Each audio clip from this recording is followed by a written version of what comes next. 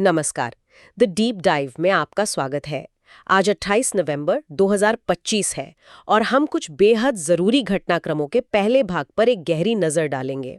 बिल्कुल। आज हमारे पास चर्चा के लिए एक विवादास्पद बांध परियोजना है, पर्यावरण से जुड़ी कुछ दिलचस्प खबरें हैं और हम एक ऐसी सरकारी नीति को भी समझेंगे जो भविष्य की टेक्नोलॉजी के लिए भारत को आत्मनिर्भर बना सकती है। जी, और इन सभी विषयों को हम इस तरह से देखेंगे कि ये न सिर्फ हमारी समझ बढ़ाएं बल्कि सिविल सेवा परीक्षा की तैयारी के दृष्टिकोण से भी महत्वपूर्ण साबित हों। हाँ, और हो सकता है कि कुछ विषय पहले से सुने हुए लगें। तो ये एक अच्छा रिवीजन भी हो जाएगा। तो चलिए आज की इस पड़ताल को शुरू करते हैं। चलिए शुरुआत करते हैं मेकेदातु बांध परियोजना से। ये तो हमेशा ही सुर्खियों में रहती है। हाँ, बिल्कुल। हाल ही में कर्नाटक सरकार ने केंद्र को एक संशोधित विस्तृत परियोजना रिपोर्ट यानी डीपीआर सौंपने का फैसला किया है। तो ये परियोजना आखिर है क्या और इसे लेकर इतना हंगामा क्यों है? देखिए, कागज पर तो यह एक मल्टीपर्पज प्रोजेक्ट है। इसका लक्ष्य है बेंगलोर शहर को पीने का पानी देना और साथ ही बिजली पैदा करना। पीने का पानी और बिजली दोनों? जी हाँ, यह कर्नाटक के रामनगर जिले में कनकपुरा के पास कावेरी और उसकी सहायक नदी अर्कावती के संगम पर बनना है। अच्छा। योजना है कि इससे बेंगलोर को 4 टीएमसी से ज्यादा पीने का पानी मिलेगा और 400 मेगावाट बिजली भी बनेगी। 400 मेगावाट, और ये कोई छोटा मोटा बांध तो नहीं होगा? मतलब इसकी क्षमता कितनी बड़ी है? नहीं, ये बहुत बड़ा प्रोजेक्ट है। ये एक कंक्रीट ग्रेविटी बांध होगा और इसकी क्षमता लगभग 66,000 मिलियन क्यूबिक फीट यानी 66 टीएमसीएफटी है। 66 टीएमसीएफटी? जी, इसे ऐसे समझिए कि यह पूरे बेंगलोर शहर को कई सालों तक पानी पिला सकता है। तो फिर दिक्कत कहाँ है? जाहिर है तमिलनाडु को इससे आपत्ति है। बिल्कुल। विवाद का केंद्र ही तमिलनाडु है, जो एक निचला तटवर्ती राज्य है, मतलब लोअर राइपेरियन स्टेट। उनका तर्क क्या है? उनका तर्क यह है कि मेकेदातु वो आखिरी पॉइंट है जहां से कावेरी का पानी बिना किसी रोक टोक के कर्नाटक से तमिलनाडु में बहता है। उन्हें डर है कि अगर ये बांध बन गया तो पानी का ये फ्री फ्लो रुक जाएगा। बिल्कुल, और उनके किसानों और लोगों के लिए पानी का संकट खड़ा हो जाएगा। ये दशकों पुराने कावेरी विवाद की आग में घी डालने जैसा है। समझ गए। पानी से जुड़े इस विवाद से अब पर्यावरण की दुनिया में चलते हैं। उत्तराखंड के जिम कॉर्बेट नेशनल पार्क में हॉफिंच नाम का एक पक्षी देखा गया है। ये तो अच्छी खबर लगती है। हाँ, ये एक बहुत ही दिलचस्प पक्षी है। वैज्ञानिक नाम है कोकोथ्रॉस्टस कोकोथ्रॉस्टस। कोकोथ्रस्टिस? कोकोथ्रॉस्टस ये मुख्य रूप से यूरोप, उत्तरी अफ्रीका और पूर्वी एशिया में पाया जाता है। तो इसमें खास क्या है? इसकी सबसे खास बात है इसकी बहुत मजबूत चौड़ी चोंच। ये इतनी ताकतवर होती है कि चेरी जैसे फलों के कठोर बीजों को भी आसानी से तोड़ सकती है। एक मिनट, अगर ये पक्षी यूरोप और अफ्रीका का है तो इसका जिम कॉर्बेट में दिखना ये सामान्य बात है या ये जलवायु परिवर्तन जैसा कोई बड़ा संकेत हो सकता है? ये बहुत ही महत्वपूर्ण सवाल है। आमतौर पर इसका भारत में दिखना दुर्लभ है। हो सकता है ये रास्ता भटक गया हो, या फिर जैसा आपने कहा ये मौसम के बदलते पैटर्न का एक संकेत हो सकता है। वैज्ञानिक इस पर नजर बनाए हुए हैं। अच्छी बात यह है कि IUCN की रेड लिस्ट में इसे लीस्ट कंसर्न यानी कम चिंताजनक श्रेणी में रखा गया है। और जिम कॉर्बेट का जिक्र आया है तो ये भारत का सबसे पुराना राष्ट्रीय उद्यान है ना? जी हाँ, 1936 में हेली नेशनल पार्क के नाम से इसे बनाया गया था। और यहाँ बंगाल टाइगर के अलावा भारतीय हाथी, तेंदुए और पक्षियों की भी बहुत सारी प्रजातियां हैं। 600 से भी ज्यादा। इसके पूर्वी हिस्से से कोसी नदी और पश्चिमी हिस्से से रामगंगा नदी बहती है, जो इसकी जैव विविधता को और भी समृद्ध बनाती है। तो एक तरफ जिम कॉर्बेट में इस नया मेहमान है, लेकिन दूसरी तरफ तराई का एक पुराना निवासी फिन वीवर पक्षी वो खतरे में है। हाँ, ये वाकई चिंता का विषय है। फिन वीवर, जिसे पीला बुनकर भी कहते हैं, भारत और नेपाल में गंगा और ब्रह्मपुत्र की घाटियों का मूल निवासी है। और ये अब गायब हो रहा है। ये दलदली मिट्टी और ऊंची घास के मैदानों में अपना घोंसला बनाता है, लेकिन अब इसके घर ही नहीं बच रहे हैं। कृषि का विस्तार, निर्माण कार्य, इन सब वजहों से ये खूबसूरत पक्षी चुपचाप गायब हो रहा है। इसकी संरक्षण स्थिति क्या है, मतलब प्रोटेक्शन लेवल? IUCN की सूची में ये वल्नरेबल यानी असुरक्षित है और हमारे वन्यजीव संरक्षण अधिनियम 1972 की अनुसूची IV में भी शामिल है। तो कानूनी संरक्षण तो है, पर आवाज बचाना ज्यादा जरूरी है। बिल्कुल। अब एक ऐसी कहानी जो हजारों किलोमीटर और सदियों का फासला तय करती है। इजराइल सरकार ने भारत के बनी मेनाशे समुदाय के बचे हुए सभी लोगों को इजराइल लाने की योजना को मंजूरी दी है।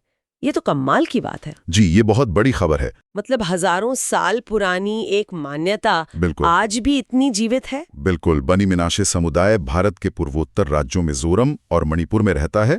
उनकी मान्यता है कि वे इजराइल के खोए हुए कबीलों में से एक मनश्य कबीले के वंशज हैं। मनश्य कबीला। जी हाल के दशकों में उन्होंने ईसाई धर्म से यहूदी धर्म अपना लिया और वे पूरी तरह से यहूदी परंपराओं का पालन करते हैं। और अब इजराइल सरकार ने बचे हुए 5,800 बनी मिनाशे लोगों को अगले 5 सालों में यानी 2030 तक इजराइल लाने की योजना को हरी झंडी दे दी है। ये एक समुदाय के लिए अपनी जड़ों से दोबारा जुड़ने जैसा है। हाँ बिल्कुल।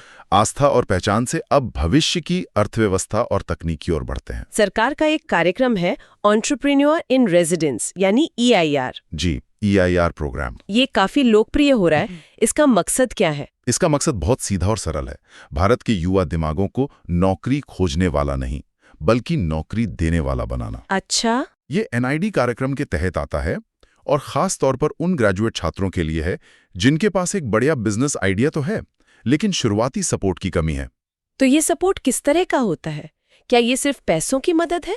नहीं, और यही इसकी खूबसूरती है। इसमें चुने गए युवा को 12 महीने तक हर महीने 30,000 रुपए तक की वित्तीय सहायता मिलती है। पर यह सिर्फ एक सेफ्टी नेट है ताकि वो बिना चिंता के काम कर सकें। हाँ, इसके अलावा जो मिलता है वो ज्यादा कीमती है। अनुभवी लोगों से मेंटरिंग, तकनीकी सलाह और इंडस्ट्री से जुड़ने का मौका। तो सरकार एक तरफ नए आइडियाज में निवेश कर रही है और दूसरी तरफ उन मटेरियल्स में जो भविष्य की तकनीक की नींव है। केंद्रीय मंत्रिमंडल ने रेयर अर्थ परमानेंट मैग्नेट के निर्माण के लिए एक बड़ी योजना को मंजूरी दी है। जी, ये सुनने में बहुत तकनीकी लगता है। इसका मतलब क्या है? इसका मतलब बहुत बहुत बड़ा है।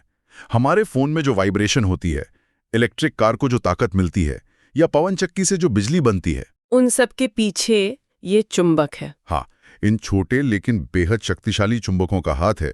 ये आज की टेक्नोलॉजी के सुपर हीरो हैं और अभी तक इन पर चीन का लगभग एकाधिकार रहा है। अच्छा, तो ये सिर्फ मेक इन इंडिया नहीं, ये एक रणनीतिक चाल है। आप इसे चिप वॉर की तरह एक मैग्नेट वॉर की तैयारी कह सकती हैं। जिस देश का इन चुंबकों पर नियंत्रण होगा वही भविष्य की ग्रीन टेक्नोलॉजी और रक्षा उद्योग को नियंत्रित करेगा। तो सरकार इसमें कितना निवेश कर रही है?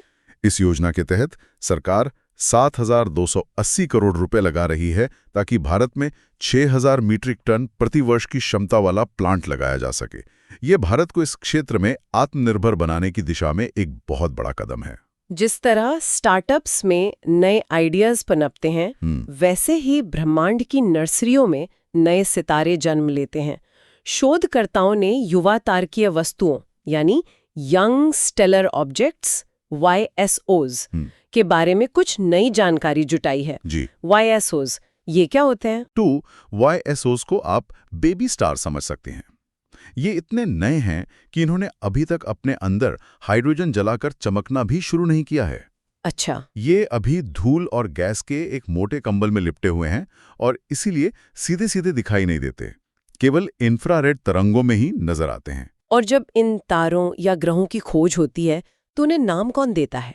हाल ही में अंतर्राष्ट्रीय खगोलीय संघ यानी IAU ने एक भारतीय भूविज्ञानी MS कृष्णन के नाम पर मंगल के क्रेटर का नाम रखा है। हाँ, IAU ही वो आधिकारिक संस्था है जो ब्रह्मांड के हर पिंड का नाम रखती है।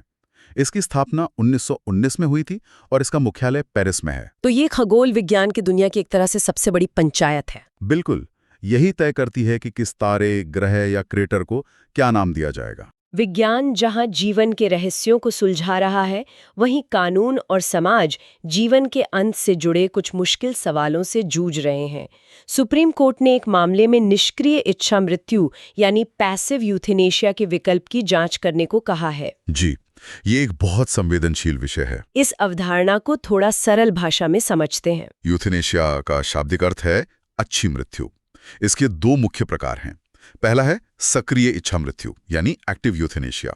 इसमें डॉक्टर कोई ऐसा इंजेक्शन या दवा देता है जिससे मरीज की मौत हो जाए। और भारत में ये अवैध है? पूरी तरह से अवैध है और हत्या के बराबर माना जाता है। और दूसरा प्रकार? दूसरा है निष्क्रिय इच्छा मृत्यु, पैसिव यूथेनेशिया। इसमें मरीज को मारने के लिए कुछ किया नहीं जाता, बल्कि उससे जिंदा रखने के लिए जो किया जा रहा है उसे रोक दिया जाता है। जैसे कि वेंटिलेटर हटा लेना? हाँ, या लाइफ सपोर्ट सिस्टम बंद कर देना। सुप्रीम कोर्ट ने कॉमन कॉज बनाम भारत संघ 2018 मामले में इसे कानूनी मान्यता दी थी। मतलब ये अधिकार देना कि कोई व्यक्ति गरिमा के साथ इस दुनिया से जा सके। बिल्कुल। अदालत ने गरिमा के साथ मरने के अधिकार को अनुच्छेद 21 यानी जीवन के अधिकार का ही एक हिस्सा माना।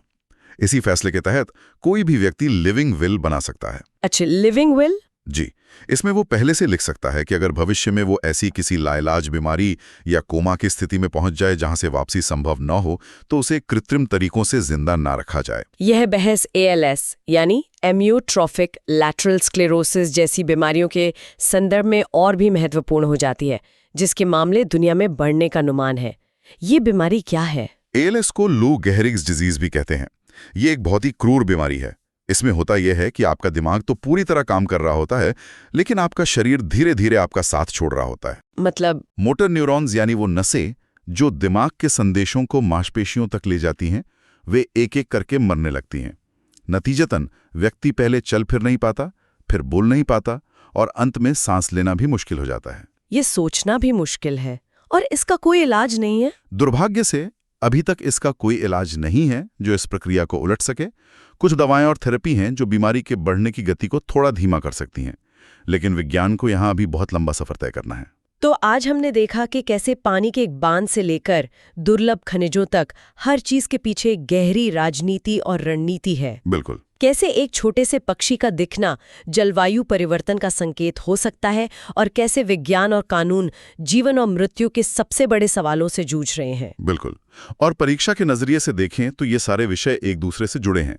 मेकेदातु और पर्यावरण के मुद्दे सामान्य अध्ययन पेपर 3 और पेपर 2 को छूते हैं। और रेयर अर्थ मैग्नेट और EIR कार्यक्रम वो पेपर 3 के लिए बहुत महत्वपूर्ण है, मतलब अर्थव्यवस्था, विज्ञान और प्रौद्योगिकी, जबकि इच्छा मृत्यु जैसे विषय पेपर 2 और पेपर 1 के लिए प्रासंगिक हैं। जाते जाते एक विचार, आज हमने जिन दुर्लभ पृथ्वी चुंबकों की बात की, उनकी सप्लाई चेन पर चीन का दबदबा है, भारत का इस क्षेत्र में आत्मनिर्भर बनने का प्रयास, वैश्विक भू राजनीति और शक्ति संतुलन को आने वाले दशक में कैसे बदल सकता है, इस पर जरूर सोचिएगा। बहुत अच्छा सवाल है। अगर आपको ये विश्लेषण पसंद आया तो इसे लाइक करें और आगे की ऐसी ही गहरी चर्चाओं के लिए सब्सक्राइब करना न भूलें। धन्यवाद।